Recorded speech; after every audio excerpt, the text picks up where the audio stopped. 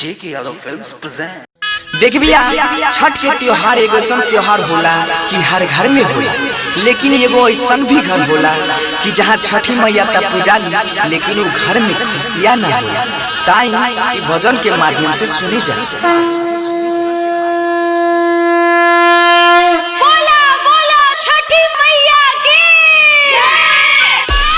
JK Yadav Films.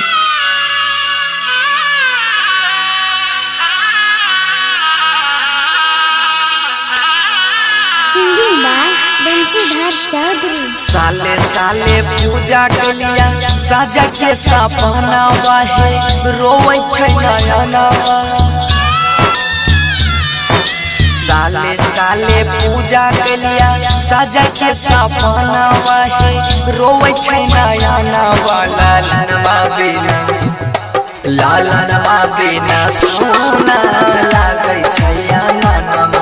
लालनवा बिना सोना लागे छै ननमा।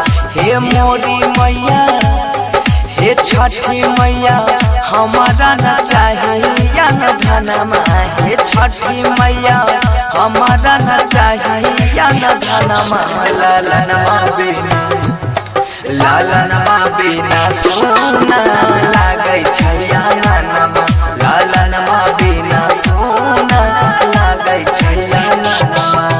डीजे विकास, डीजे विकास।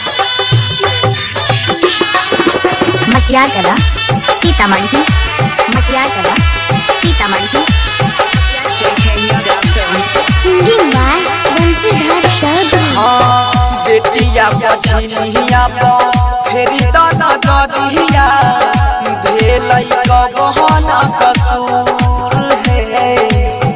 मन सब पुराई दा हमर हे छठी मैया सुपवा चढ़ई बाजरू।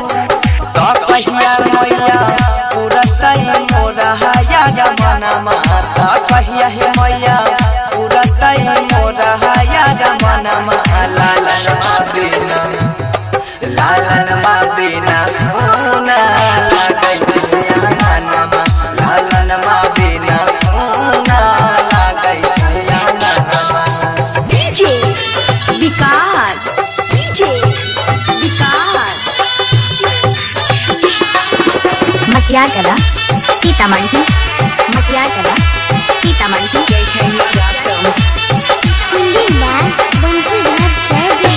हाँ रही के उपास माई करै छिया पूजा। सुनिला नदी लहावा के दुख हे।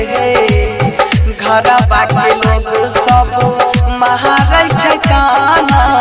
कहिया पैया चहारा के सुख ता सोनू सिंह बनसी के मन हिला कहनमा। ता सोनू सिंह बनसी के मन हिला कहनमा। लालनवा बिना लालनवा बिना सोना लागे छै ननमा। लालनवा बिना सोना लागे छै ननमा।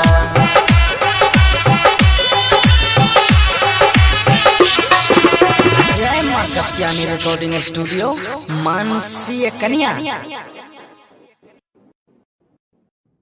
JK Yadav Films.